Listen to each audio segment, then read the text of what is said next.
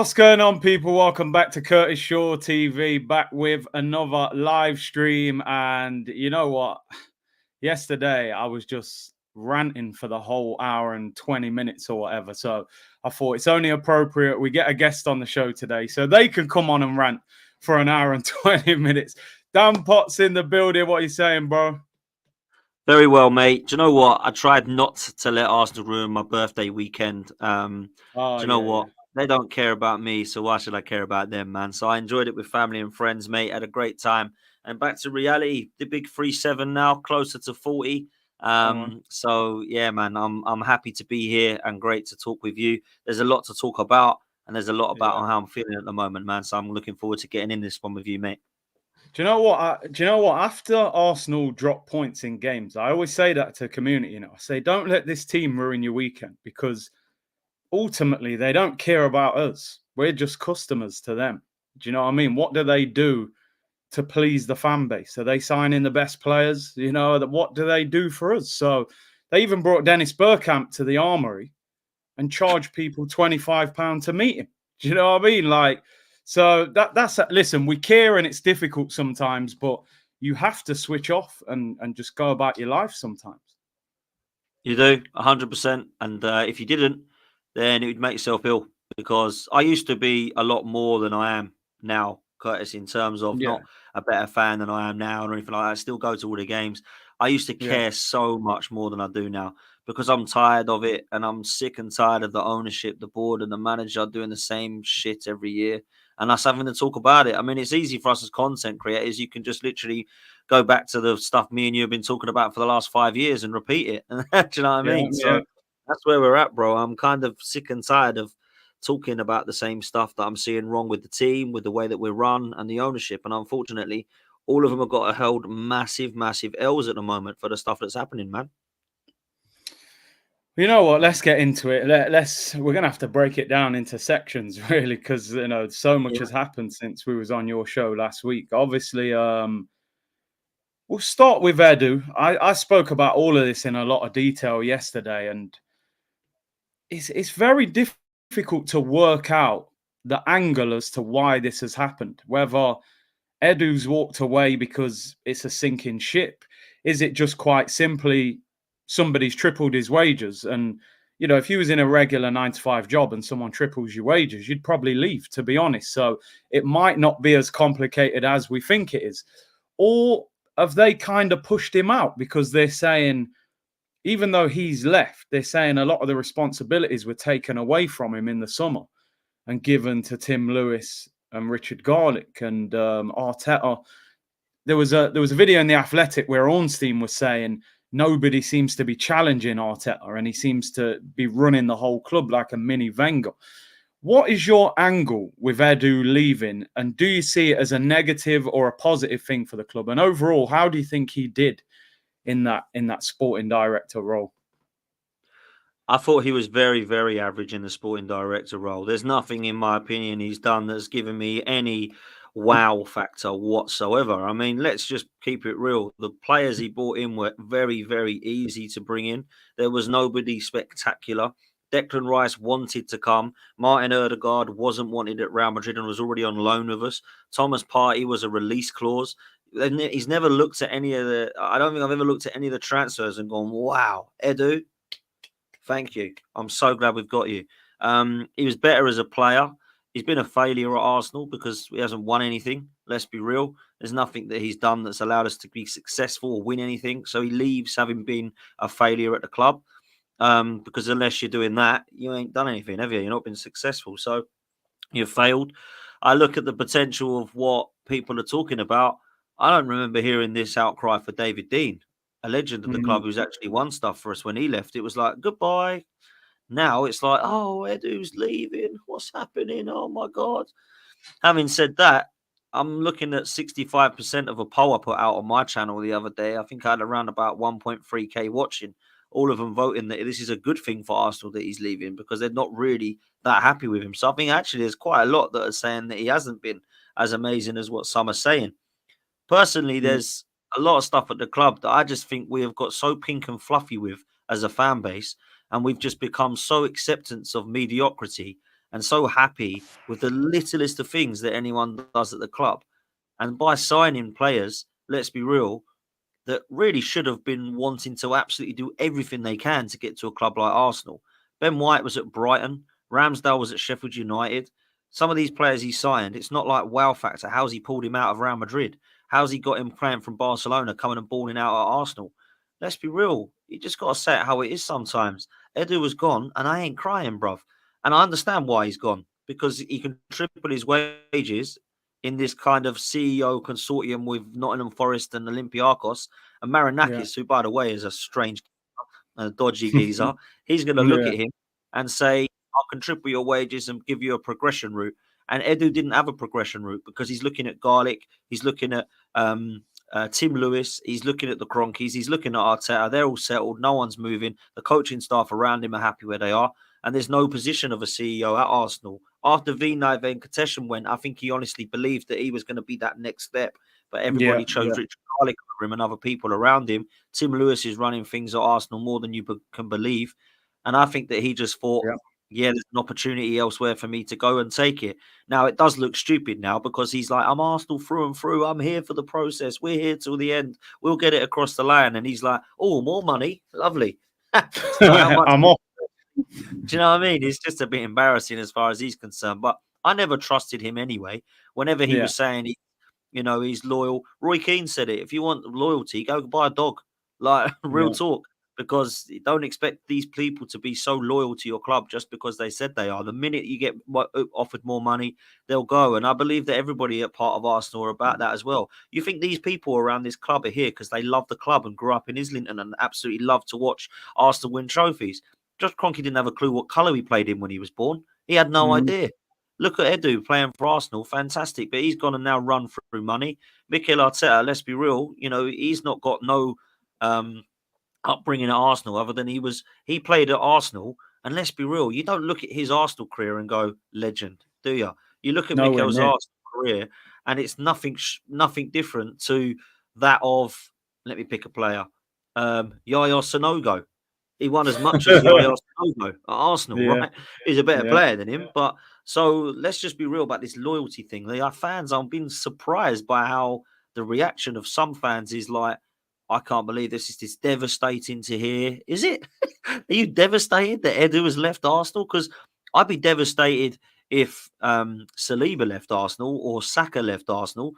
I was devastated when Thierry Henry left. I was genuinely devastated when other players have gone in my childhood, even when Ian Wright had to hang up his boots or go and play Yeah. somewhere else. I was devastated. I'm not devastated because Edu has left the sporting director role. Like, let's just grow up a bit and move on from this. Like, go and get someone in that actually, can replace him, who we actually look at and think that can take us forward. Not, oh, he used to play for the club. I don't want any Colo Torres coming in or, oh, he used to play for the club. He used to play for the club. Let's go and get someone who did something at Bayern Munich when they were successful or who took Barcelona from here to there to get them to level. Let's go and have a look at what their experience is. Not, oh, yeah, he used to play for Arsenal once. It's just mad. It really is. So, look, I don't like what I'm seeing at the moment. There's a lot on the pitch I don't like. I don't like what I saw in the summer.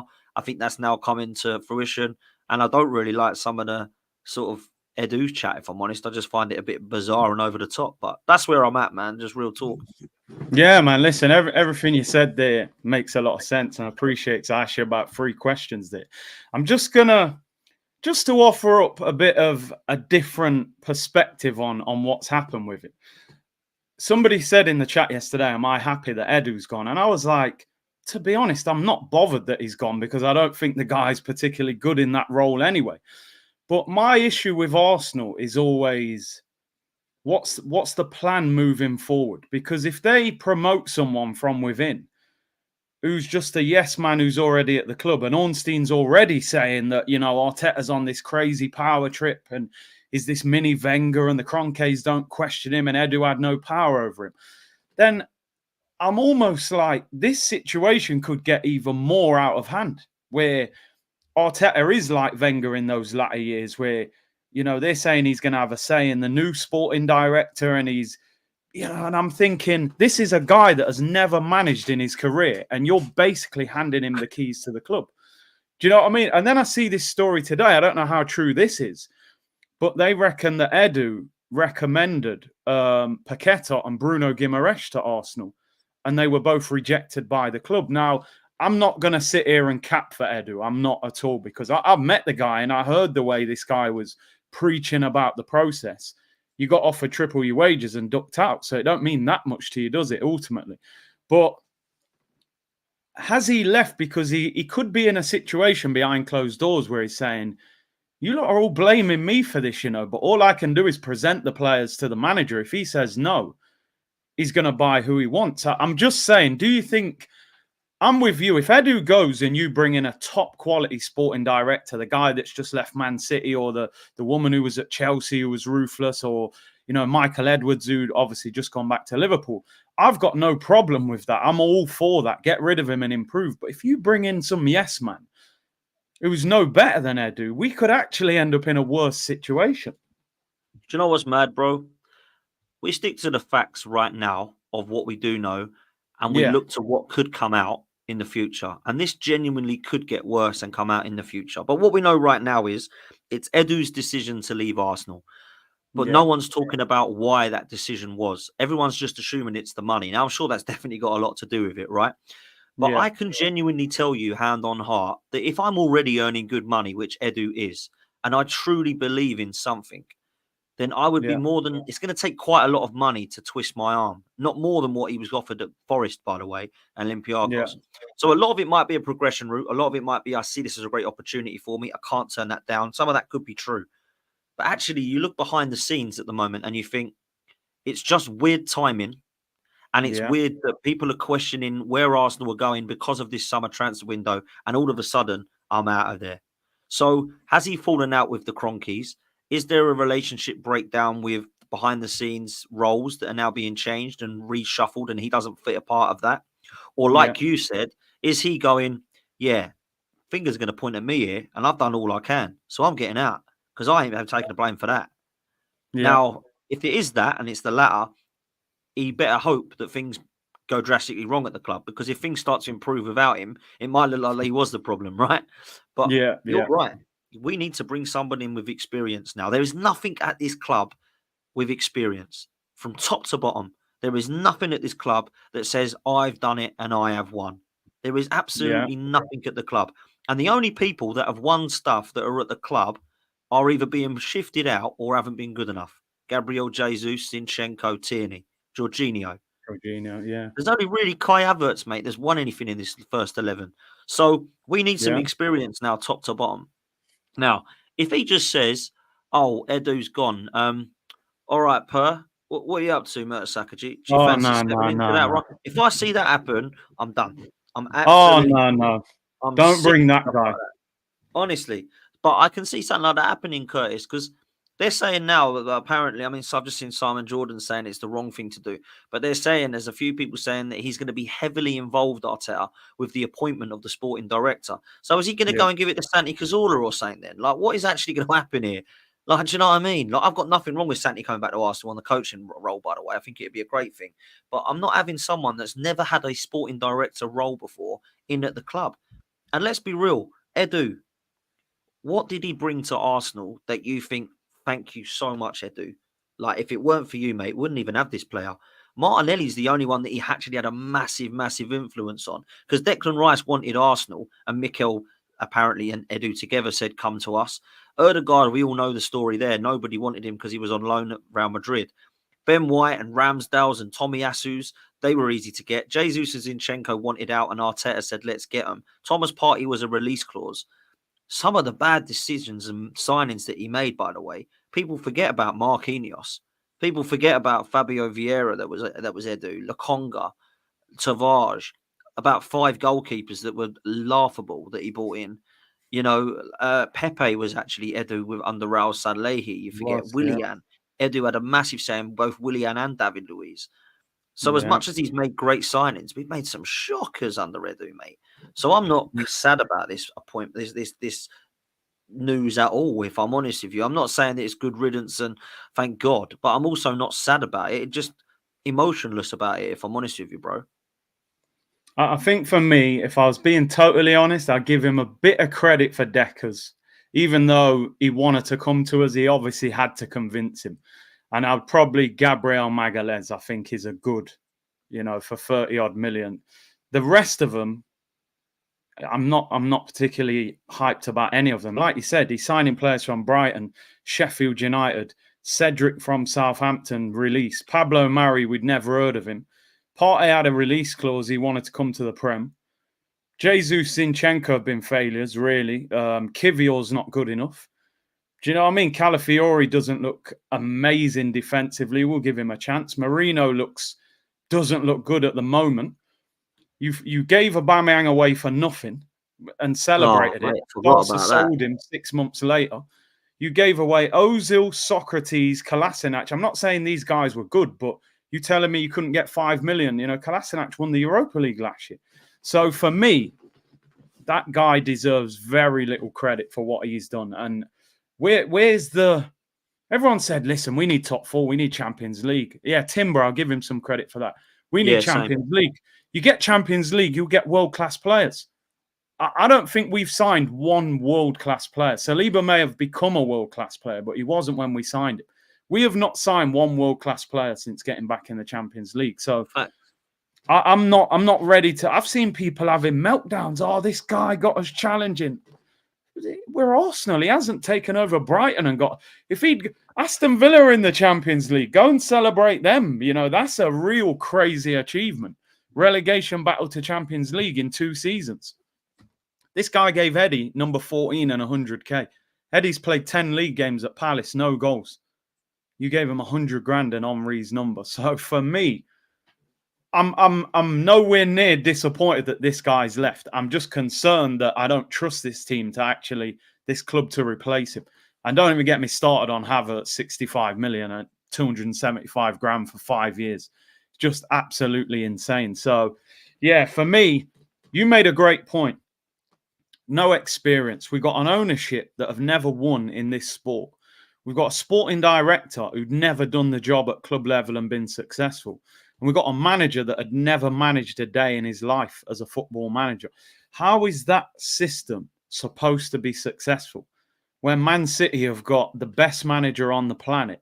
They've got Tixi, who was the Barcelona sporting director, who, got Neymar and all those players. And you've got one of the most ambitious ownership models in world football.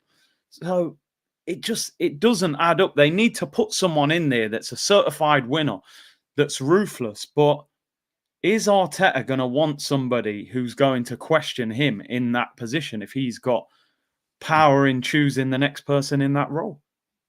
Facts. Everything you've said is facts. And unfortunately, we're going to have a very, very, very difficult conversation if this carries on in May. Because Edu's out of here now, right? That's done. Yeah. And the Cronkies, I think they've got unbelievable amounts of pressure that the fan base are just not putting on them. It's always, let's look at the manager, let's look at the board, let's look at why they've not been in the summer transfer window. Have people forgotten that this is the Cronkies project? This is the Cronkies process. This is the Cronkies who are responsible for hiring these individuals that you're saying aren't good enough. But because they've stumped up cash, we just give them cheers for giving us money at a crap project that ain't working. Because, rival fans are saying, and they were on my channel last night, big up to them, this project is a failure so far because there's nothing to show for it. So when you look back at 15 years' time and you go, oh, do you remember when we let Emery go and then we let that regime take over? What did they do? I can't remember. I think they bought some youngsters and a dog called Win, and then everyone said that they were happy. Oh, right. Did they win anything? No. Okay. So it was a very unsuccessful period, would you say? Yeah. We were challenging, though. Cool. Well, we should be challenging every year. Challenging should be like the bare minimum of expectation at a club like us. When you move to the Emirates Stadium, we were told that Bayern Munich, we're coming for you. Real Madrid, look out. And so far, we've managed to beat teams beginning with B so far that are Birmingham and Burnley, and that's been just about sometimes, by the way, not Bayern Munich and Barcelona. We have to look at it and think, this ain't working. And the Cronkies are a huge part of that, bro. A huge, huge part of that. So this is really simple for me now, Curtis. And people say to me, what do you think your expectation? What happens if? What happens if? I'll make it very clear and very, very simple to everyone listening. If Arteta doesn't win something, take care, my bro. Enjoy it. Go back to Spain and try and get some elite mentality inside you, because I don't want you here. Cronkies, if it gets to May and we've won nothing and they stick with him and give him a new contract, I want them out, and it's nothing to do with Arteta, because he's just doing the best he can, which ain't good enough to get us across the line. Win the Premier League, win the Champions League, win a trophy, it's all good. Because funny enough, that's what the sport's about. And that's what we're supposed to be here to do, right? That's quite simple for me now. People sitting there saying, what should we do? Should we do that? What happens if the scenario happens of so-and-so? I don't care. If he does that, you stay. If you don't do that, you go. And if he doesn't go, I'm looking at the ownership, Curtis, and I'm saying, where are you going with this project then? Why is another trophyless season happy for you, if that's what it is? So that's where I'm at, man. And I have a bad feeling that doesn't matter what I think, because the Cronkies will be happy. I've seen this movie so many times. I can tell you what's going to happen. Remember, what's the date today? 5th of November, right? Remember, I told you what would happen on the 5th of November. We'll go through a cluster of results. We'll have a meltdown as a fan base, and everyone will start questioning them. Then we'll go on a run. Maybe it might be after Chelsea. It might not beat them either. We'll go on an international break. We'll come back like we did against Dubai after Dubai, and we'll go win, win, win, win, win, win, win. We'll have a nice run of results, and everyone will go, see, no need to panic. Don't have to worry about it. We'll get to February, March time, and there'll be a cluster of results again, just like last year against Villa and Bayern Munich when we went out of cups and competitions. And then what will happen? We'll finish around 5 points behind Man City, and everyone will go, see, he is the right guy. It was just 2 or 3 more positions in the summer. Give him 150 million and we'll go again. That's what's going to happen this season, bro. Because every cluster of results we have, I look at that manager and I see it happening again in a few months' time. And you don't have to look at the title race challenge, by the way, here, Curtis, right? Yeah, when we were going for the top 4, remember Palace away? We lost 3-0. Remember Brighton the next game and Southampton the game after that? And then we went and beat Man United, West Ham and Chelsea, and everyone went, it's fine, we're back. And we come 5th. And then the last 2 title seasons, we lost to West Ham, Liverpool and Southampton in games. And then we ruined it. And then we lost to Brighton and Nottingham Forest later on in that season. And we ruined it. 2 cluster of results. Last season, around Christmas time, New Year, we lost to West Ham, we lost to Fulham, and we lost to Liverpool. And then around about March, April, we lost to Bayern Munich and we lost to Villa. This is always happening. And now, all of a sudden, it's happening again. We're now gone through bad results against Newcastle, bad results against Bournemouth, bad results against Brighton. And people are going, oh my God, what's happening here? We know what's coming, Curtis. We'll put a good run together. And then around March time, we'll have a cluster of bad results again and throw everything away. I just know what this is about. And it's like when I can see it happening in front of me, but everyone else is just, no, I don't want to talk about it. I don't want to la, la, la, la. We're going to win everything. We're brilliant. We're a great club. I get frustrated because I think, what are you looking at that I'm missing? Because I think it's clear what's going to happen this season. Trophyless, and we'll be nearly there again in the league. That's what I think will happen. I saw a thing, Arsene Wenger's last 5 years, 4 top 4 finishes, 3 FA Cups. There we go. And we had thousands of people outside the stadium saying, get rid of him. And we had banners inside the stadium saying, get rid of him. 3 FA Cups, 4 top 4s. People said, that ain't enough, mate. We got to win titles. This is Arsenal. It's been too long. Now I've got people telling me. Can I add something very quickly to that as well? £700 million has been spent. Arsene Wenger didn't spend that in his 22-year period at Arsenal. Yeah. I actually think, imagine what Wenger would have created if he'd spent money. He turned too much into an accountant as well. That was the problem. He was acting the way Arteta's starting to act. But yeah, everything points back to the ownership for me, because they get defended by people because people go, oh, well, he's giving him the money. Being a good owner is not just about spending money. Ask Man United. They spend 200 million every summer. They're all over the place. Chelsea have spent $1 billion. You've got to actually have structure to go along with that money so that you can build that club to a successful time, and we're not doing that. It feels like this ownership don't even know what they're doing. They're just giving money to Edu and Arteta and saying, just send me the check. So I'm with you. Arteta doesn't lift something, he's got to go. I'm not interested in context. Oh, but if he gets to a Champions League semi-final, forget all of that. None of that leads to a trophy. And when people say, what manager? There's plenty of managers out there that would love to take this job. And some of them are out of work and some of them are at clubs that they would leave. So for me, it needs to be looked at. But the worrying thing is, I don't see anything changing as long as this guy gets top 4. I don't think the Kroenkes will put this guy under any pressure. He's the second highest paid manager in the league, just signed a 3-year deal. I think we're good enough to get top 4. So as long as he scrapes over that finish line and gets top 4, I don't see anything changing. That's the worry. Facts, bro, facts. I think he's going to be here for at least 5 years. And I think the ownership love him and are happy with him. I think this is where we are, and we're just going to turn into that team. And unfortunately, we are now going through a period of time, as you've touched on, that is over halfway through hounding out a manager that was successful for its first 10 years of its 22. We're over halfway. And this guy, who we hounded out, did that 4 times in that period. And we're in a position under Mikel Arteta where everyone's supposed to be happy, because we're challenging now. We're finally where we should be. Well, actually, Arsene Wenger was challenging, but we wanted him gone because he weren't good enough to get us across the line. But with this guy, because he's new and he's got nice hair and he buys dogs calls win, we're supposed to get behind him.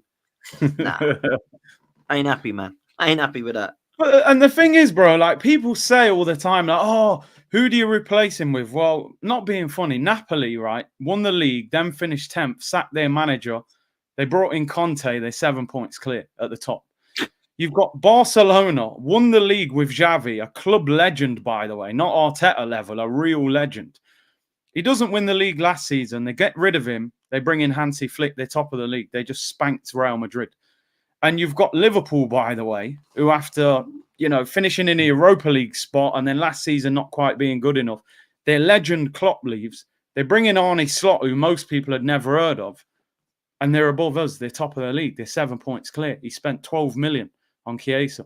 So I hate this sort of Stockholm syndrome that we've got, being held hostage by Arteta, that people think if Arteta leaves, the club's going to burn to the ground and we don't exist.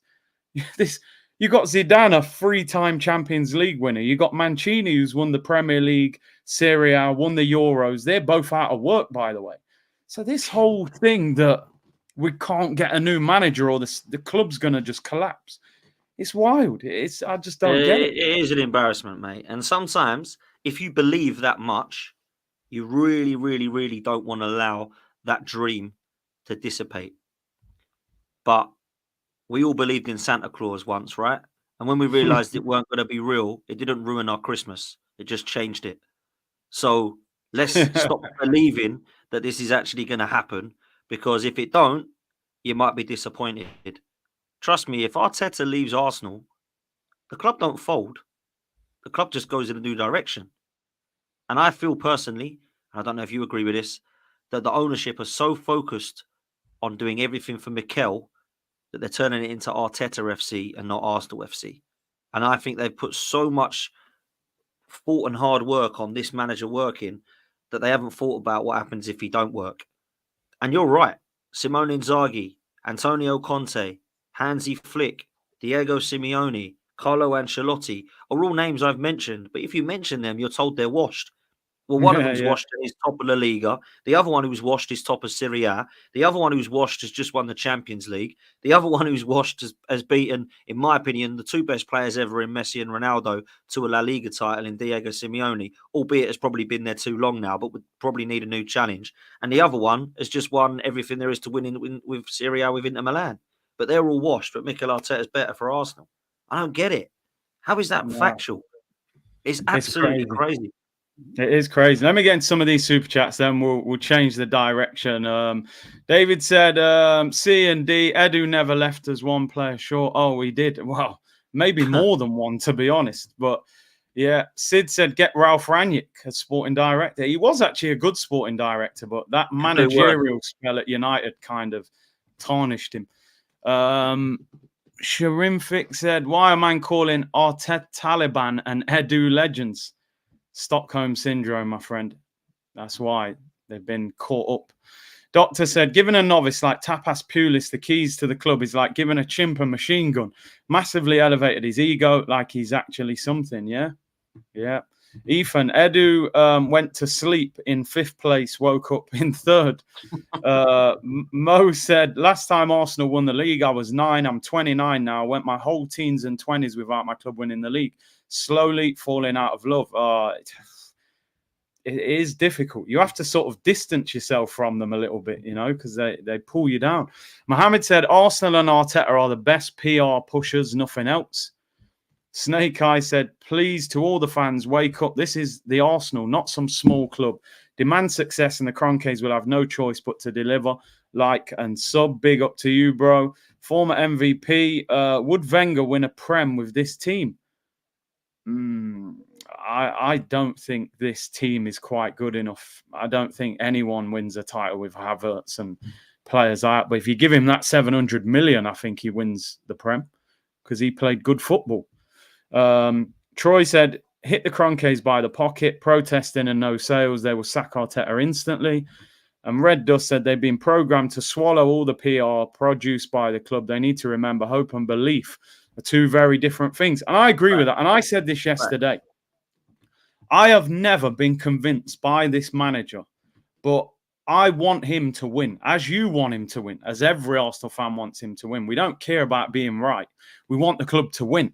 But like you said, hope and belief are two different things. Giving the transfer window 8 out of 10 on big platforms, because I always say this, when you've got a platform, you have some sort of responsibility, because people are going to watch your show and my show and other channels and go, I'm going to watch this show to get my feeling about what's happening at the club.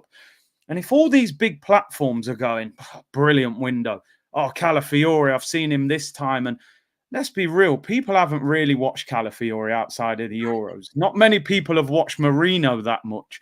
Sterling is not the same player. When people are running around going 8 out of 10, people are believing that. Oh, maybe it is a great window. Maybe this guy is brilliant. And when the club see that all over the internet, they think, yeah, there you go, Stan, we've got away with it. You spent 97 million and they've lapped it up. They're all saying it's an 8 out of 10 window. He's going, all right, mate, I'm off to my NBA game to watch my team try and win the championship with Jokic in the team, who's on like 300 million. So that is where I get frustrated. We have a responsibility as a fan base to keep that pressure. When they said we're going in the Super League, the fans didn't just say, oh, go on then, let's see how it goes. There was 10, 15,000 fans outside the Emirates saying we're not having it. Next minute, they pulled out of it. So why do they not think that they have some sort of power over what happens? That's what I don't understand. Brother, you've just spoken absolute facts, man.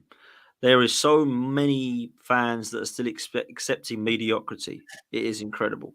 That Raheem Sterling at 29, the last good game he had in 2019, is a signing that could get people off their seats. It's embarrassing. We've got Gabriel Jesus coming on. That's 24 games now without a goal. Oh. We've got players on the bench coming on to try and win us a game like Zinchenko. That bloody blonde chipmunk is still coming on. Why is he still here? No one understands why this guy's still here, man. He's absolutely abysmal.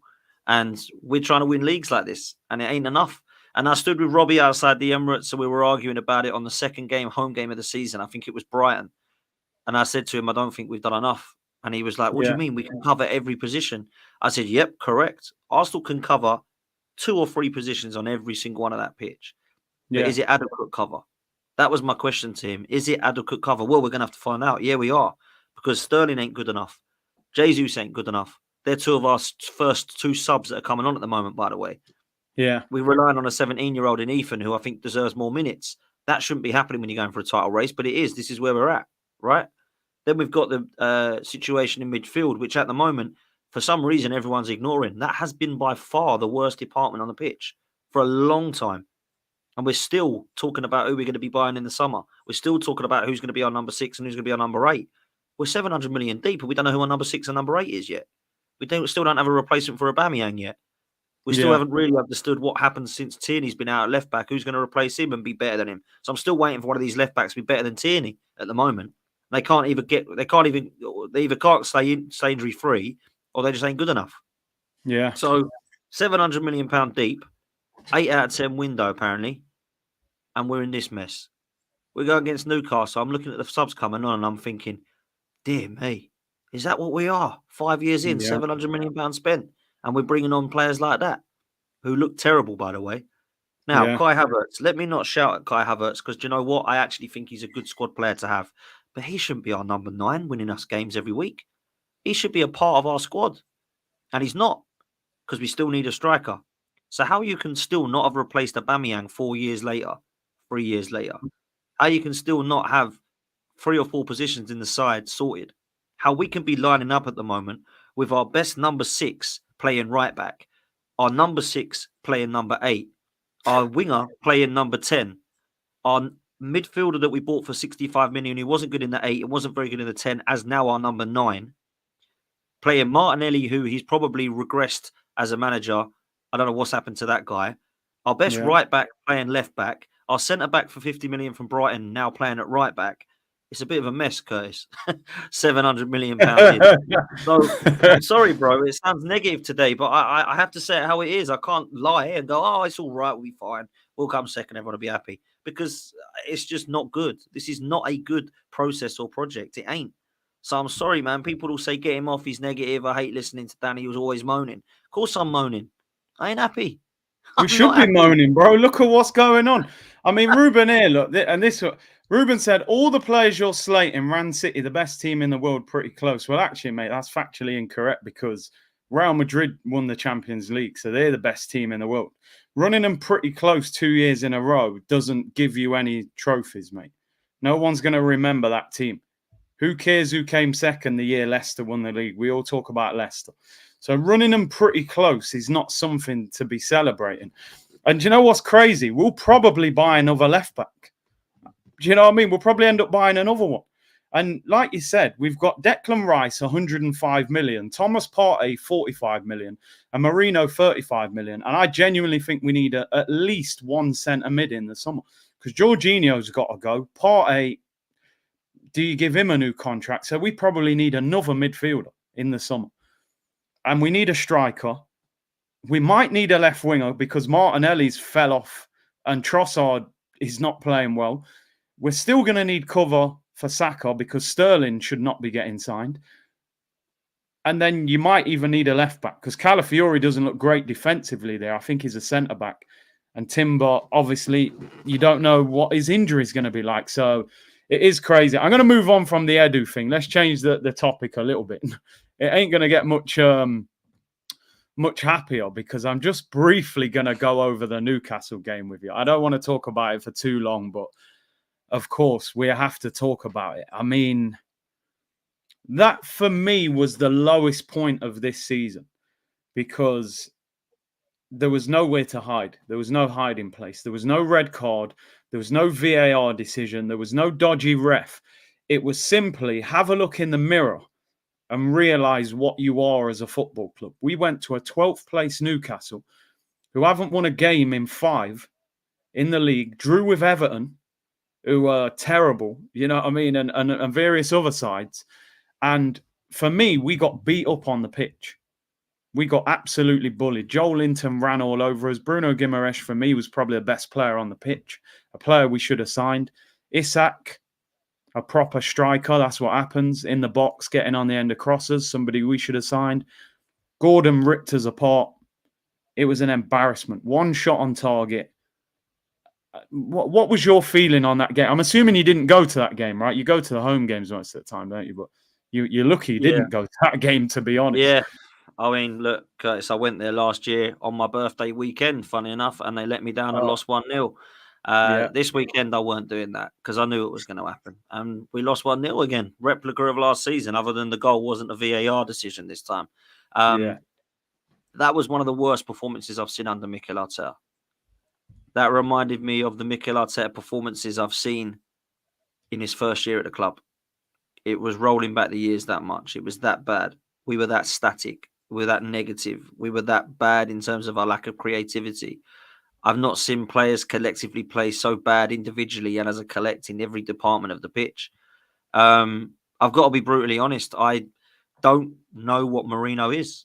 I have no idea what sort of midfielder he is. I don't really understand how that's taken us to the next level. I've not seen enough of him at Sociedad or at Arsenal or at club level country level, to understand what sort of midfielder he is. I've been told he's box to box. I thought some of his physical attributes would have been a good thing for us, but I don't quite know what he's bringing to the side. Martinelli, one of the poorest games I've seen him play again. He's just confidence shot at the moment. Trossard offering us absolutely nothing. One of the worst on the pitch. I have to ask the question, where was Kai Havertz supposed to be playing? Because he wasn't up top. He was on the right. He was dropping deep. He was on the left. Didn't get it.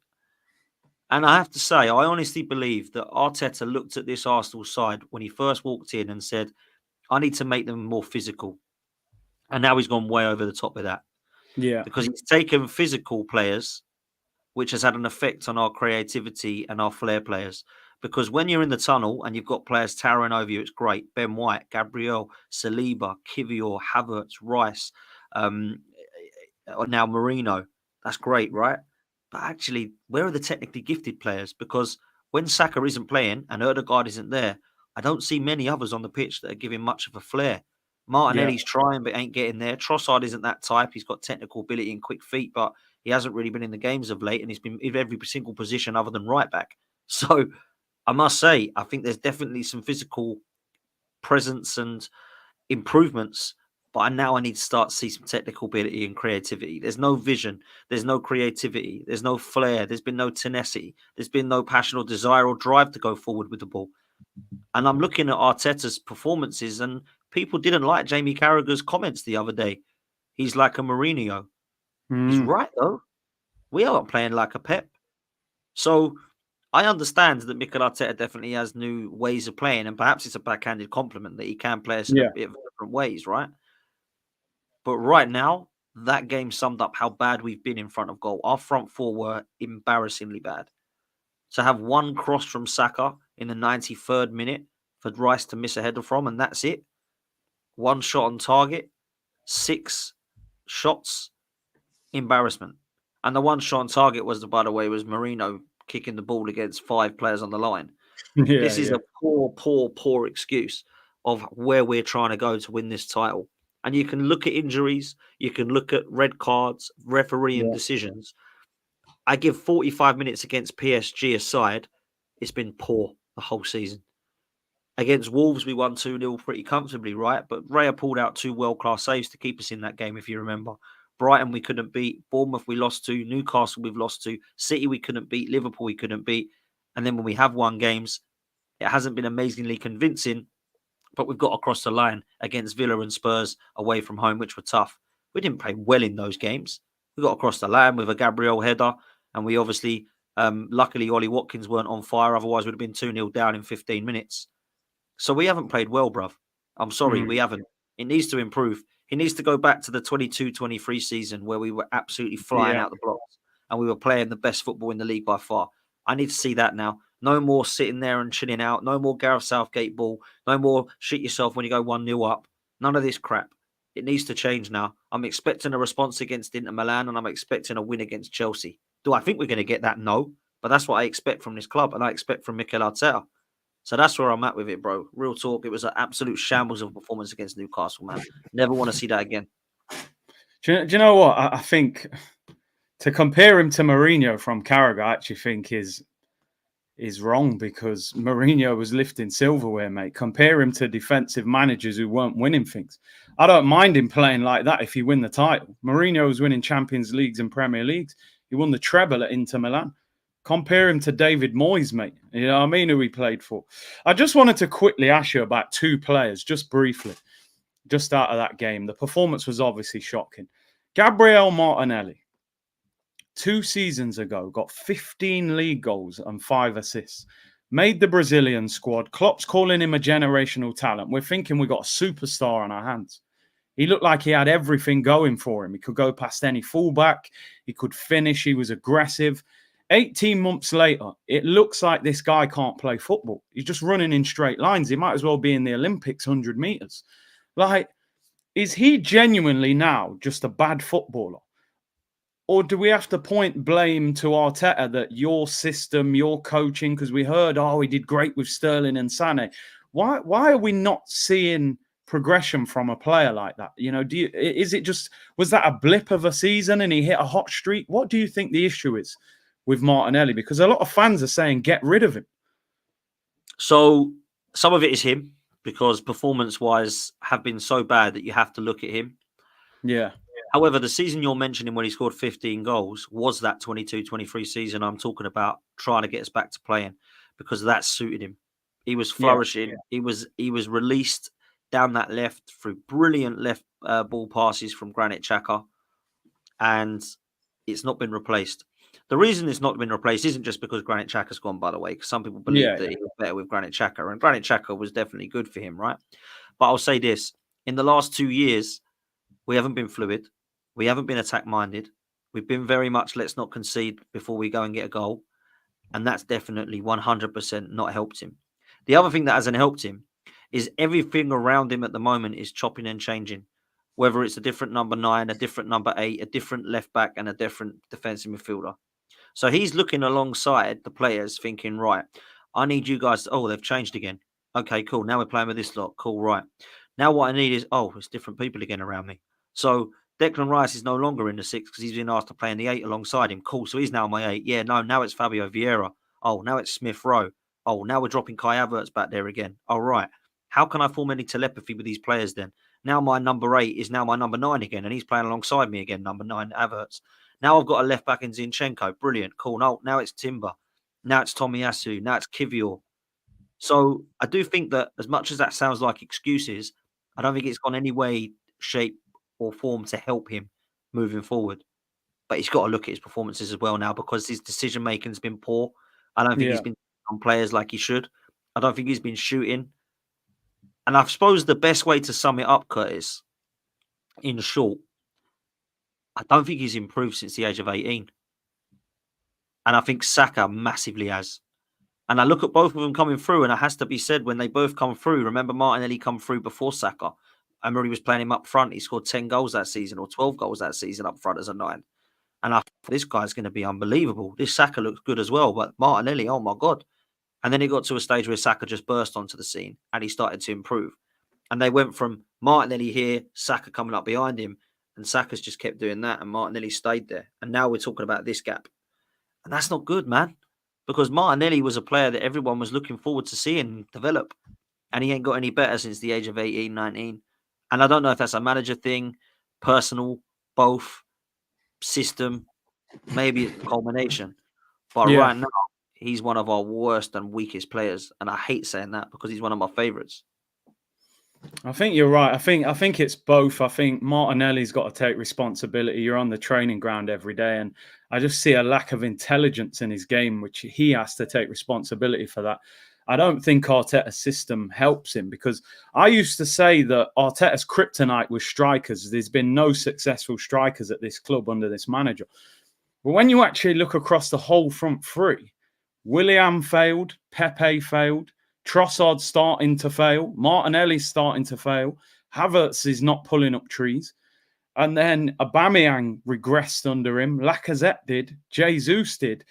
There's probably the only attacking player is Saka that has actually progressed under this manager. Even Smith Rowe, when he was playing on the left, looked like a world beater when he first came in. So there's actually an issue with that front three. You could argue that we need a new striker and left winger in the summer. And Saka's the only one that probably would survive out of the front three. So I think there's something wrong with the way we attack. I looked at Saka last week against Liverpool, high up the pitch, 1v1 with Robertson. I said, oh my God, this is the Saka that I've been waiting to watch. You see him a week later at Newcastle on the halfway line playing like a right wing back. Can you think, how's this guy ever going to score a goal playing like that? So I think there's something wrong collectively there. And then the other thing is Raheem Sterling, right? You bring this guy in on loan. Okay, we're only paying him 100 of the 300 or whatever. But this is a guy you work with that you justified and hyped up when you signed him. I've worked with him before. He's a Premier League winner. He's doing all these intro videos, lifting up his head. You know, you're going to see the best of me and all that. You're 1-0 down at Newcastle. You need a goal. You don't bring him on. What is the point in that signing? What was? Isn't that what you signed him for? You're 1-0 down at Newcastle. That's an experienced attacking player. We're waiting to see whether he's got anything left as a player, and you don't bring him on. What is the point? This guy does not seem to know how to manage the bench and keep players hungry and chipping away. I couldn't believe this guy brought on Jorginho and Zinchenko when we're 1-0 down.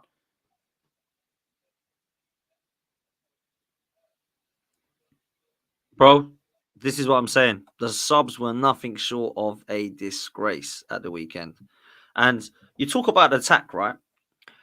Say Arteta leaves this season and someone says to you, if you was to put an 11 together of Arteta's best players, who would you put together?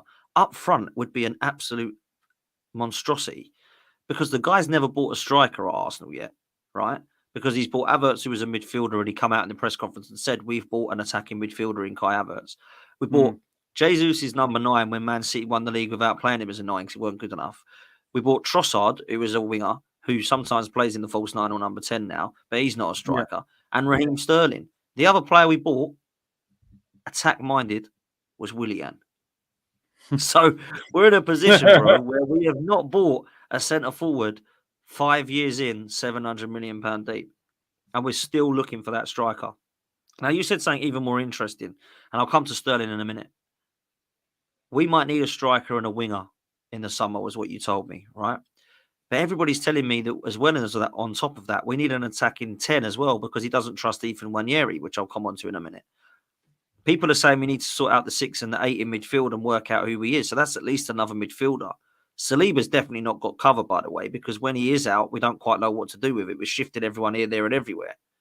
So that means we might need a right-sided centre-back, a midfielder, a 10, a left winger, and a striker. So that's 5 more players that we need in the summer, potentially. And that's without the players that are leaving, by the way, because we've still got 6 or 7 that are injury-prone, like Kieran Tierney and Zinchenko and Tomiyasu and Calafiori and Jesus and Partey. Like you've mentioned already, Partey and Jorginho might not have a future. So we're already rebuilding again 5 years into the youth project. So it ain't good, is my point, right? And just quickly on Sterling and Nwaneri, for me, Raheem Sterling, it's amazing that he's not getting brought on. That's how bad he must think he is, because he is not being brought on at the moment at all when we're trying to win games. 1-0 down at Newcastle, didn't bring him on. 2-0 down at Bournemouth, he comes off when Saliba gets subbed. He's the one they sub off. Comes on for a few Champions League, Carabao Cup games, was awful against Preston, in my opinion. Nothing was going right for him. And then we're 2-1, was it, against Liverpool? You're thinking, Liverpool, you're ex-Liverpool, you must be hungry. We don't see him. Poor signing. As it was as me and Turkish when it closed, me and Turkish went, ain't winning the league. Not serious. Come on, give him a chance. He's Jamaican. We all want to see a Jamaican in the Premier League. Right, let's be real. Well, I'll be honest. I was a little bit on that. Do you know what? I never thought he was going to win as a league, but yeah, for the culture, I was repping it. But I'm done with that now. There's no amount of dumpling and jerk chicken that can justify this signing, bro. I'm telling you. Bro, I ain't interested. 29 years old, and it ain't good enough now. And I look at it now and I think, look, it's great to see different nationalities in the Premier League. I love it. I'm all here for it. And I'm here for people going on that bandwagon as well if they want to. But if it don't win me a league, I'm not interested in where they come from. Yeah, I really don't care where they are. Yeah, I want them in here that are good enough to be winning the league. So now people are getting very excited about it because of where he comes from, not because of how good he is. That's a madness for me. And then when you look at Ethan at 17 years old, people are laughing, going, don't trust him. I don't give a damn how old he is. The kid looks ready. The kid looks good enough. The kid looks superb. You play him. Mikel Arteta is confusing the hell out of me. Because when fans were jumping up and down going, what? You got rid of Smith Rowe. You got rid of Reece. You got rid of Eddie. You got rid of Fabio. What's happening here? And you've only got one player in, and that's Sterling. Everyone said one thing. Ethan's ready. Must be. And he looks ready. And Arteta don't want to play him. So now people are questioning, going, hang on a minute, Mikel, you're selling these players when you're saying he's ready. That's why we've not bought anybody to replace Smith Rowe and Vieira. And other people are now looking at that thinking, why aren't you playing him then? Surely, Mikel Arteta would be thinking, I'm going to prove to these fans that are doubting me how ready this kid is. I'm playing him. I'm putting him on. I'm starting him against Newcastle. I'm starting him against Bournemouth. But he don't want to do that. And then he frustrates and teases the fans even more by seeing him, go and play Preston, right? Score a brace against Bolton, bang one in top bins against Preston. Where's his reward? I'll give you another 5 minutes if you want. Nah, man. Now, look, he gave him more against St James's Park. He did. He gave him like most of the second half. We weren't playing anywhere near well enough. So now we're looking at it a different way, going, is that now fair? That's how quickly it changes. Should we be allowing a 17-year-old to be relied upon, which was what I said right at the start.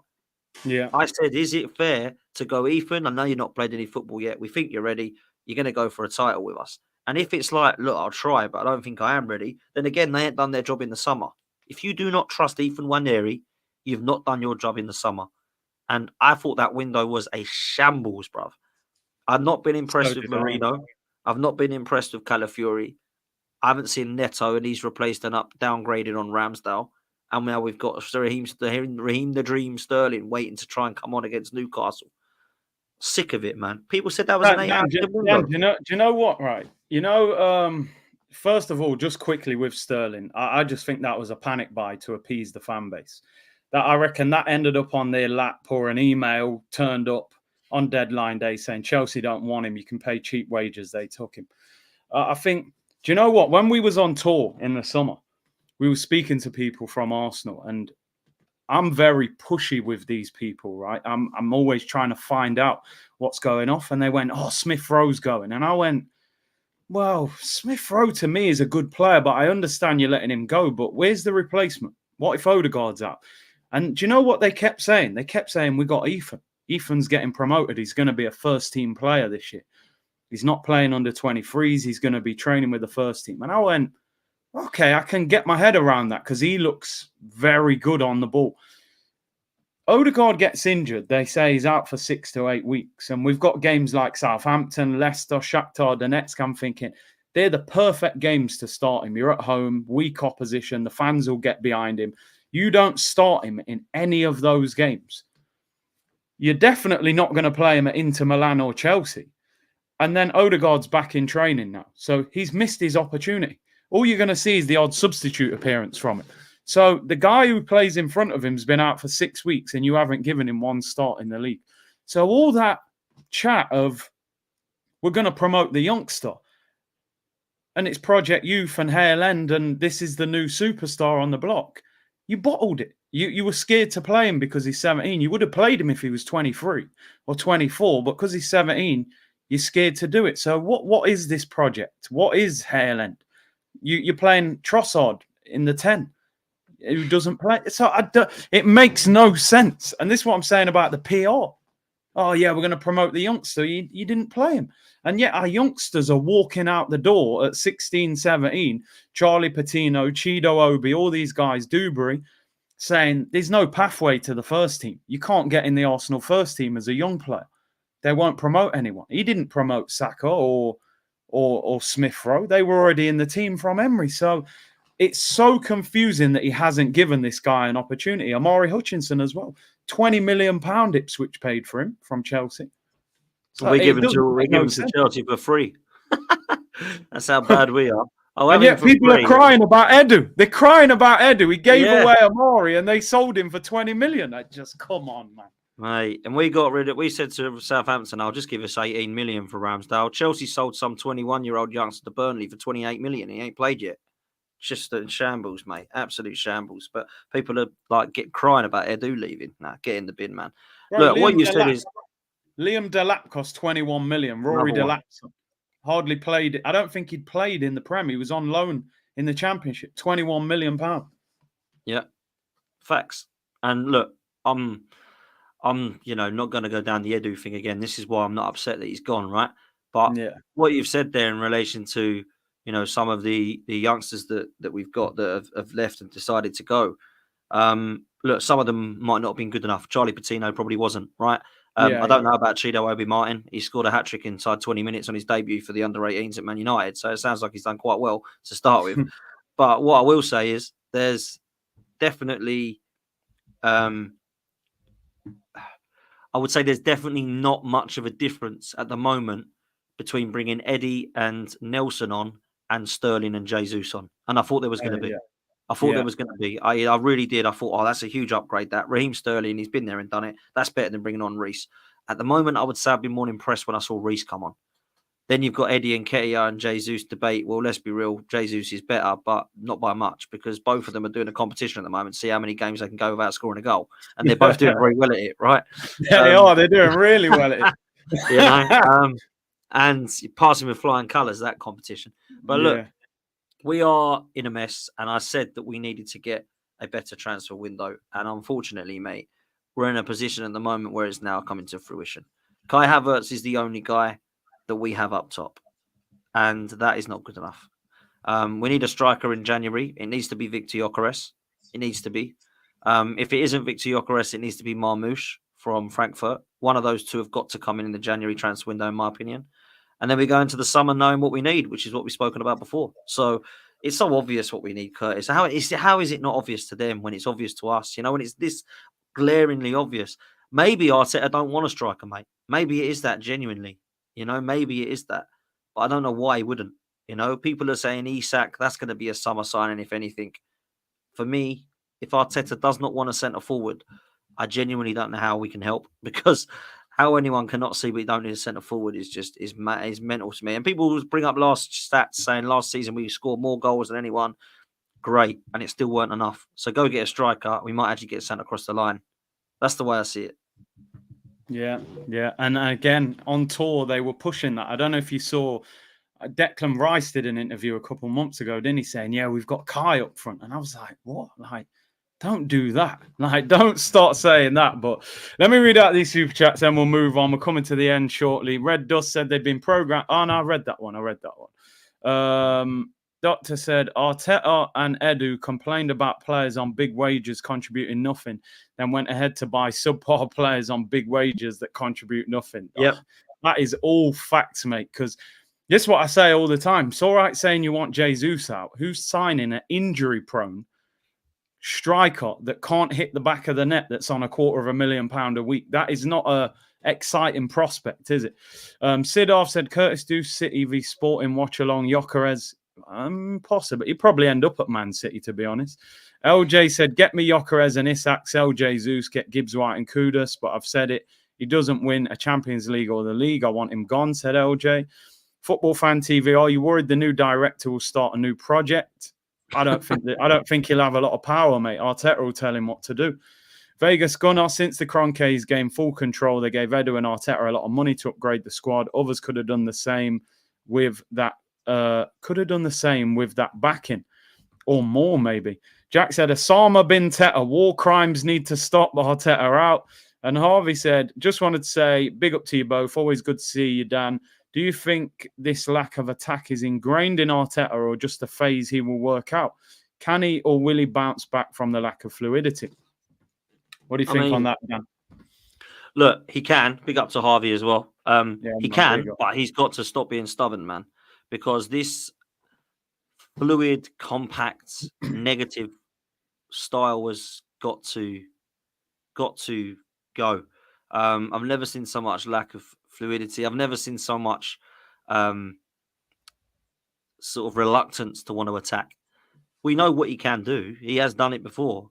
The reason is, I genuinely think that season we went all out attack and surprised everybody. I think he massively shit the bed. And what I mean by that is he thought I can't ever play like that again because we were too exhausted. We were too one way and we just got sawn through a few times. But you know what? I'd rather go out playing like that than try and win 1-0 every game and fail at it. Because if you're going to win 1-0 and 2-1 and win the league, great, fine by me. But you have to actually win 1-0 and 2-1. You can't try and win 1-0 and draw 1-1 or try and win 2-1 and draw 2-2 because then you're going to get a lot of criticism. So for me, you've got to pick your style and go for it. And I understand there's different games, but it seems at the moment, Mikel Arteta wants to go every game with the same. Let's be careful. Let's not... And I actually made myself look silly because I was on shows on my channel shouting back at people going, you really think we're going to play like that against Leicester and Bournemouth? Like we're going to blitz them? Didn't happen. We didn't play like that against Newcastle. Didn't happen. Are we going to play like that now against Inter Milan and Chelsea? Nah, we're not. Tomorrow night, we ain't going to go out all attack. We ain't going to go out all attack against Chelsea at Stamford Bridge. So I think this is where we're at. I think Mikel Arteta is stuck in his ways, and I think it could cost him his job. Or can it? People say, oh, if he carries on like this, he'll get sacks. I genuinely don't think he's going to get sacked, mate. And this is the problem I've got. I think the ownership get away with absolute murder, if I'm honest. Because if he's in a position this season where we win nothing and he doesn't get sacked, I'm on the ownership, man. I'm on their neck saying, what you're doing? This is your project. So can he do it? Yes. Will he? I have my doubts. We've seen him do it before. He's got to pull something out the bag now and go on a run, winning convincingly. You know, there's teams against Leicester and Southampton. We shouldn't be sweeping past them. We should be blitzing them by 4s and 5s with the squad we've got. But we ain't doing it for some reason. Listen, my advice to Arteta would be, I'm not saying you don't go all out attack, of course, but if you've got Thomas Partey and Declan Rice, that is a brilliant protective midfield there in front of your two centre-backs. You've got Gabriel and Saliba. So that 4 there is very solid. You've then got maybe Ben White and Timber and Raya has been very good this season. You've got 7 players there that can protect your goal. Allow the rest of the team to go and attack. Push your wingers higher up the pitch. I want Martinelli and Saka to be like a left and right forward, the way that Salah plays at Liverpool. Not a left midfielder on the halfway line who's still got 50 yards to get to the goal. Get Havertz up the pitch. Get Odegaard back in if he's fit. And let them go and express themselves. We scored 91 goals last season. You've actually made us more defensive, but we're defending worse than we did last season, which doesn't make no sense. We're conceding more goals when you've made us more defensive. So you might as well have a go at teams and try and score goals. So he needs to let the shackles off this team a little bit, man. You know what I mean? The guy learned under Pep, played for Wenger, yet you got us playing like David Moyes. It don't make no sense. This is not the Arsenal way. True. It's true. He learned under some of the best, you know. He obviously talks about Pep. He talks about his time at PSG playing with Ronaldinho. He talks about learning off of Arsene Wenger and stacking style of play. And I genuinely thought he was going to do that. The only attacking style of play I've seen from Mikel Arteta has been the start of the 22-23 season and then the end of last season from Dubai onwards, where we were blitzing teams 4s and 5s and 6s. So he can do it. But he wants to turn it on and off when he believes that he has to. And there is nothing wrong with playing an attacking style of football and having a balance. At the moment, he's so obsessed with everybody being defensive that it's definitely taken away from our front 4, man. It really is. Yeah. Listen, I've got 2 quick things I'm going to talk about before I round up, just to move on. This guy is back. He's back in full training now. Whether he plays tomorrow, I'm not sure. I would imagine he's not quite match fit enough yet to go straight into Inter Milan away. But then who knows how much work he's been doing behind the scenes. Obviously, a massive boost. He's the captain. He's our creative spark. The ball goes through him. We've had a problem replacing him, obviously, by playing Trossard or Havertz, anyone but Nwaneri. First of all, how much of a difference does it make having him back? Second of all, do you see him starting tomorrow or maybe just playing a part off the bench? And then would you maybe throw him in from the start against Chelsea, or would you actually wait until after the international break to start him? I'll give him some minutes tomorrow and against Chelsea, but I wouldn't be starting him because I don't think he's ready. He hasn't played enough yet. The problem you've got, Curtis, is although it's great news that he's here a couple of weeks before we expected him to be fit, we might need to play him because we're so bad in terms of creativity that we might need him. And it hasn't just been the flair that we've missed from Odegaard. We've missed his press. We've missed his leadership qualities on the pitch. We've missed his weight of pass and delivery. Yeah. And we've missed his link-up play big time because people forget. And work rate. The work rate of Odegaard is incredible. I don't see that from Trossard. So I think that you definitely do need him. And unfortunately, we might have to rush him back. And the problem you've got with that is he now going to go away with Norway in the international break again? No, they haven't picked him. Come out this morning. Good. Yeah. Good. That's brilliant because I do not want him going away again. Look, I think he might get more minutes than we're expecting because I think Arteta knows he's got to probably bringing him into the side. What that means for the other players around him, I don't know. I imagine it will be Trossard on the left, Martinelli dropped, or Trossard will just come out for him and Odegaard will start in his place. That's what I think will happen. Saka and Havertz will definitely start and continue to start. Martin Odegaard's been missed, definitely. And although the results at times haven't shown it, he's definitely been missed. Because all of those reasons in terms of creativity, weight of pass and work rate, pressing, we've definitely missed it and it's been clear. And without Odegaard and Saka together, the other team lick their lips because they know they're taking something away from it, whether it's a point or 3. That's how important him and Saka are to the club, man. Yeah, listen, Odegaard for me is, I've had a very I don't know. I wasn't always fully convinced by him in a Same. lot of the big games, but I think he's vital for us in this team. I know the numbers don't always reflect it in terms of like assists and things like that, but I think he's the guy you're looking to get on the ball, keep it flowing, and we've lacked him in the team massively. I think he's so important, and the fact that we obviously haven't got anyone else now to go into that role apart from Waneri, who hasn't been given the opportunity. I think you can't underestimate how important he is for this team in the style of play. I think we've actually looked quite boring at times without him playing. And I think it's important. Me personally, I don't think he'll play against Inter. I think he'll come on. I reckon he might start him against Chelsea just because I reckon. Could do. That game is so much pressure. International break on the back of it. Even a draw would be a terrible result when you consider what happened. Liverpool, Bournemouth, Newcastle. We haven't won in our last 3 league games. So I think he'll play him at the Bridge, which will be a tough game because you have to be very careful with ankle injuries, man. They can easily go again. So I was like you with him as well, Curtis, right? Because as me and a few others, he first come to the club and I thought, yeah, he looks all right. I didn't think wow, but I thought, yeah, looks good. Second season, yeah, he's all right. 7 goals and 4 assists, not great. And I said, I don't think this guy's got the GA to impress me that we need. And then the second season, a bit like Martinelli, he got 15 goals and assists as on top of that. And I thought, there we go. That's what I want to be seeing. And then last season, he started pretty slow and then just went bang, bang, bang, bang, bang. And he was brilliant again. And I need to see that again this season because, you know, there's quite a lot of people that took the mick out of me about 4 years ago when I said, actually, I'll be more than happy to have Maddison over Odegaard because Maddison's got 18 goals and assists in the last 3 seasons. Odegaard had 4. He's completely changed that form around now. And now I'd take Odegaard any day over Maddison. So that's how football can change. That's how you can improve. Obviously, he was a little bit younger than James Maddison, so he had time to progress. Definitely more technically gifted and skillful than James Maddison, although he is good. But let's be real. We miss this guy big time. And we need him. And I'm with you. I think he'll come on against Inter Milan and I think he'll start against Chelsea. Yeah. Just briefly, because I'm keen. I'm going to round up soon. Inter Milan tomorrow night and then Chelsea this weekend. How do you view those games going? And what's the minimum we need to get out of those 2 games? We need at least a draw against Inter Milan at San Siro, and we need to beat Chelsea. And I need to see a reaction. Unfortunately, I see 2 draws, Curtis. I really do. I really do. I think that we will draw against Inter Milan tomorrow night. We could lose it because they're a great side, but I do feel like we get something out of it. And I don't think we're going to beat Chelsea at Stamford Bridge because I feel like the way they're playing is so inconsistent and they're so down about the Man United game that I think they can bounce back here. Cole Palmer, keep him quiet, and they are a lot easier to beat.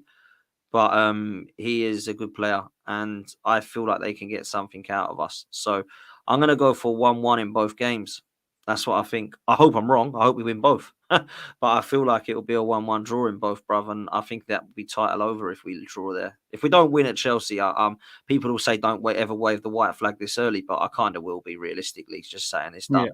Let's move on to a trophy. Yeah, man. I agree with you. I'd be surprised if we beat Inter, Simeone and Inzaghi. They're hard to break down. 3 at the back. 2 up front though, so it's a dangerous game. I'd take a point because we've started well in the Champions League, but the Chelsea game it's win or bust, even a draw, you know. And you're if Liverpool win, that would be 9 points. You ain't coming back from that. And if City win, that would be 7 Spurs as well. Mate, I saw a thing saying we could be like 8th or 9th if we get beat this weekend. I mean, and with an international break, 2 weeks, they have got to beat Chelsea. I don't know if you saw Sky Sports saying that Declan Rice didn't train with the team today. I mean, I don't know how much that means. Obviously, Saka and Timber didn't train with the team when Sky were there and they both played, but Rice didn't train with the group. Apparently, Cole Palmer hasn't trained today either. I don't know how much that means. Maybe they just... Thing is, maybe Rice and Palmer will both miss the midweek game then and then play at the weekend. Yeah, maybe. Or, maybe they'll do something. I mean, let's be real. If Declan Rice doesn't play in the 6, I don't really want him playing anyway because I don't like him in that 8, bruv. I really don't. No, He's not a Gerrard or a Lampard, man. He's not. no, You know what I mean? He's our Carrick or Rodri, isn't he? You know what I mean? That is the equivalent of what he's trying to be like. mm, I don't know why we're playing him in this 8. So, yeah, we might have to play Marino, who I'm not really a fan of, and Partey in no. midfield if it ain't Rice. Be a tough game, man. Barella is a player I've wanted Baller. Arsenal to get for years, but Baller. I don't think he wants to leave Italy. But he's a problem. He's a baller, Um, mate. He's the best it, number 8 in the world for me. If you play him as an 8, he is by far one of the best I've seen. He's ridiculous, mate. Absolutely yeah, ridiculous. he's brilliant. Just finished with a transfer story in the Mirror today. I mean, just quickly go over it. They reckon that the Saudi club are going to come back in for Trossard potentially in January. I think it was 35 million euros. It's just under 30 million pound. They reckon they might come with 40 million euros, which is just around, I think they said 33 or 34 million pound. Would you sell Trossard for 34 million pound in January? Only if he wants to go. I Yeah, feel we need him. And if we can get a replacement in. I mean, if you're sending me now, we're getting Kudus, but Trossard's got to go. I'm taking Kudus. yeah, Because definitely. Kudus is an absolute baller and can play all across the front three just like him, probably play it better than him, and has definitely higher ceiling than him. Yeah, Look, I like Trossard. I really do. I would be very surprised if Trossard is 100% happy at Arsenal, though. I would. yeah, I agree. Because he doesn't get guaranteed game time. So if Saudi's coming in with money and he thinks, yeah, I fancy it, wouldn't surprise me. The only thing I will say is I don't think Kudus will be available in January. I think that's a summer move. So I I'll be think so. surprised if that happens. But I think there's a release clause at 80 odd million pounds in Kudus's contract that is able to be activated, but only in the summer. So I'll be Yeah, surprised if that happens in January. Yeah, that's what I would say. yeah, no, I agree. I think I'm just every January I'm kind of like, we're not going to do anything. But the fact we didn't actually spend any money in terms of net spend in the summer, surely the club make one signing I hope of so. note, not some little loan player from Chelsea, like a genuine, a winger or a striker. Surely there's something to spend.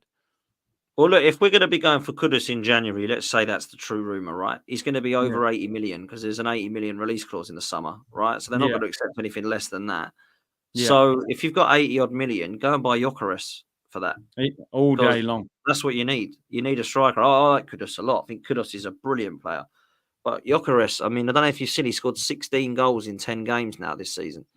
And He's a that's just joke. in the league. He's a joke, mate. He's on absolute fire. People will talk about Haaland's goal scoring record. This guy got 58 goals and assists in 50 games last year. And he's got 16 in the league. He's got 2 out of 3 in the Champions League in only 3 games. He scored in his cup. And I think he scored 4 the other night. On Yeah, he Friday did. He night, got was it? 3 in the Mate, first half, I think, or the guy something. is an absolute machine, weapon. We got to get him. It's got Dan, to be the guy. expectation, Gyökeres in January. Reality, Benjamin Sesko in the summer, mate. That's Arsenal Bro, for you. Bruv, you know it is true. He's the only one we're looking at and linked with Sesko. We're not linked with Isak. We're not linked with Gyökeres. We're not linked with Marmoush. We're not even linked with like the Jonathan Davids of this world anymore that we used to always get linked with. We're now linked with like midfielders or defenders. We'll probably get another left back in January. Oh yeah, there'll be a left back, mate. There'll be a left back. Interesting. Trossard's contract runs out in 2026, so he's only got a year left in the summer. So it probably makes sense to cash in on him.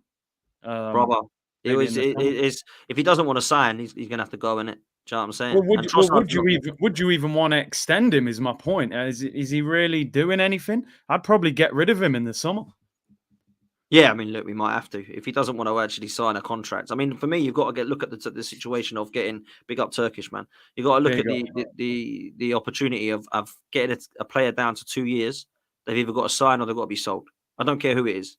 If Saliba Yeah. says, there's 2 years left, I want to leave. I'm definitely not signing with Arsenal. We're going to have to sell him. You can't let people go for free, man. So for me, No. you're gonna have to sort it out. And I look at the potential of Trossard, and I just think, is he 29 now?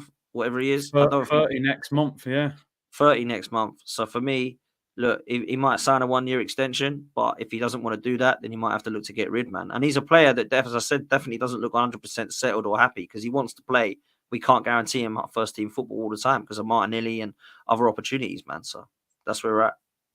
And by the way, and I know a few big up Turkish in the chat. I'm live at 5 on Turkish's channel, by the way, OG. So make sure you lock in. Big up everyone locked in. 2.5K. Follow Dan. His channel is pinned in the title. Football's 12th man. He's close to, he's hunting down 30K. So go and support him. Just quickly before we finish, this is the breaking news, people. Declan Rice has not travelled to Italy with the squad. So he's not playing tomorrow night. Now, we were saying there, maybe him not training is just it looks like there's a genuine injury there. So what's your thoughts on that, bro? Going to Italy with Partey and Marino. It could be Jorginho with Partey at right back. Barella's going to have a field day, isn't he? Bravo, it's not good. It's not good. I still think he's the best 6 that we've got. I still think with him in there, we're better. If we don't have him, I pray he's back for the weekend. Oh, I pray. It's mad because he actually needs a bit of a rest, Declan Rice. yeah. He's played the most minutes in the England side. He's played some of the most minutes for Arsenal since he's joined the club. And I don't want to get this guy injured. And it looks like he's got a knock. I hope he's only out for this game. If he's not travelled, though, see, it's a big one, isn't it? Like he ain't gonna be like, oh, maybe we can get him make for it. Or are they just keeping him at home so that he's all right for the weekend? I just don't know, man. It's not good news. But again, more injuries. Like, what is happening here? Every single week there is injuries, and some of them aren't even playing. Like he's done that clearly in training. He ain't done that in Newcastle, has he? He's clearly done that in training, whatever he's done, because he was fine after Newcastle. So look, man, I think we're in that position at the moment where we need to look at our squad and say, did we do enough in the summer? Can we cover for Thomas Partey now? Or is Jorginho going to have to come in? Is Partey going to start? We got Partey right back, Jorginho 6, Marino 8 up against Inter Milan. Slowest midfield in the history of football, mate. Could be one of the worst we've had in a while, man. So look, mate, I really hope it ain't a long-term thing. If it is, we could be in trouble. We could be in trouble. And players like Marino have got to step up now. He's got to be that number 8 we wanted him to be. He's got to be better than Granit Xhaka, not as good as. He's got to be better than Granit. He's got to be the best number 8 around. We've got to have Thomas Partey and Jorginho coming into this squad and being the best versions of themselves. And yeah, it gives them a chance, but real talk, man. Like, mate, honestly, when it comes to Declan Rice, for me, and again, sorry to end it like this, but I blame the manager. This guy last season was a revelation. He made the Premier League Team of the Year. He was the best 6 in the league along with Rodri. And everyone was singing the guy's praises. Give West Ham more money. We've robbed them. You change all of a sudden. You know, I've never seen Pep go, you know what, mate? I'm going to put Rodri in the 8 and get him, on the edge of the penalty area. No, you've tried to change it to squeeze him in the team next to Partey. Listen, if Partey's got to be the fall guy, make him the fall guy. He's out of contract at the end of the season. Doesn't have a long-term future at the club. Play Rice in the 6 and buy a top-quality number 8. Don't buy Mikel Marino because he scored a goal in the Euros. Buy Bruno Guimaraes. Buy Frenkie de Jong. Buy Barella. Buy somebody who changes the level of our midfield. So the Declan Rice thing, as far as I'm concerned, the manager's ruined him. He was one of the best 6ers in Europe, and you forced him. He's not a great number 8. He's not great going forward. So I blame the manager. The manager is so obsessed with changing people's positions, bruv. Like I said this earlier, he is so obsessed with it, man, that we can buy a right back who can play centre back and put him at left back in Timber. That we can buy someone for £50 million from Brighton and say, actually, now I want you to be my right back. That we could buy someone for £65 million and say, actually, I know that I've been playing you in the 8, but now I just all of a sudden see you as a 9. That number 6, Declan Rice, is basically one of our best players of all season, and now he wants to turn him into a Steven Gerrard. Yeah. Like, real talk, what the hell's happening here? Like, why have we got everyone out of position? It's a joke, bruv. And big up to Turkish, man, because he's right. How dare you question our summer, Dan? Look forward, please, mate. Forget about one reset. I've been told the same thing, bro. Like, Turkish people are coming at him because he questioned the window. People are trying to beg, oh, my God, it was a great window. It was an 8 out of 10. What are you talking about? Like, all this crap. I literally, when it closed, I said, I'll give it a 5 because it's bang average. That was it. Yeah. And everyone was like, it's even worse. Mate, it's looking like a 3 or a 4 now, bruv. That's what it's looking like. It's an absolute shambles. Absolute shambles. And do you know what's mad? If we would have bought Gyökeres and Eze at the time I mentioned, or maybe even, like a number 10 that would come in, or a wide man, I would have given it a very fair window. I'd have gone, do you know what? We Yeah. brought in a left back that can play left centre back, a box to box number 8 midfielder, a striker, and an attacking midfielder. Wow, that's getting a 7 or 8 out of 10. But they're giving it 8 out of 10. I remember when we bought Gabriel Jesus and Zinchenko, and they went, "Oh, that's a 9 out of 10 already." That's a 9, and I think you're joking. We're miles away from a 9 out of 10. And then we bought Fabio Vieira, no one had seen play, and everyone started wearing their knickers again, bruv. Like, what is happening here? Like, and look at the state of him now. He played for about 3 minutes, and I thought, who is this? This guy looks absolute trash. And now he's playing at Porto on loan. You know, like, what is going on at this club, man? We have needed so much more each time. Every single transfer window is a disgrace. Every single window we sit there and go, we're still too short. Me and you have just done a show today for what? Just coming up to an hour and a half, saying that we potentially need 5 players in the summer. What the hell's going on, man? It's a sham, bruv. Don't worry, mate. Trust the process. You know, we'll get there eventually. You know what? Guys, trust the process like Edu trusts it, mate. Edu trusts the process. He's now gone to Forest. That's how much he believes in his process. Nah, it's a joke. Edu said, "What? Triple my wages? Yeah, leave this alone, mate. They're going nowhere." 100. You know? Oh dear. I tell you what, mate. By that international break Monday, it could be all over the place, mate. I'm telling you. You do not. It's funny, isn't it? Declan Rice is on the decline, and Caicedo is on fire at the moment. You know, he's been one of the best midfielders in the league, Caicedo, this year. Absolutely insanely good. He ain't playing out of position, is it? You know, I mean, not trying to turn him into, like you said, Gerrard on the edge of the box. But yeah, it is what it is. I'll read out these super chats, then we'll round up. E. Ross, stale end failures. Yeah, he's turning it stale because he don't want to play anyone. Big up E. Ross. Adebayo, Big C, we need Matoma to replace Martinelli. Yeah, he's a good player. Stock's gone down a little bit, hasn't it, in the last year? Esroni doesn't like the risotto. Nah, something like that. Listen, Dan, appreciate you coming on, bro. What have you got coming up today? Anything you want to promote? Come on, bro. No, absolute pleasure, man. Hit the like and subscribe, people. Make sure you join the party. Look, man, I've just dropped a video with Judge Mo because he's an Inter Milan fan. So me and him have been talking about the game tomorrow night. So please go check that one out. I did a little bit of a video on Edu. Tonight at 10 p.m, I've got a big panel coming on, Arsenal panel. Please be there for that one because we're going to dissect all of this with an elite panel. So please be there for 10 p.m. tonight after all the Champions League games.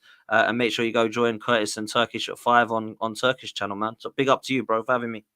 Come on, bro. Make sure you go and follow Dan, get his numbers up. He knows what he's talking about. We're going to do weekly shows, rotate each other's channel. So there'll be a lot of content there. Yeah, like you said, I'm live with Turkish in 90 minutes over on his channel, OG. So come and check out for that.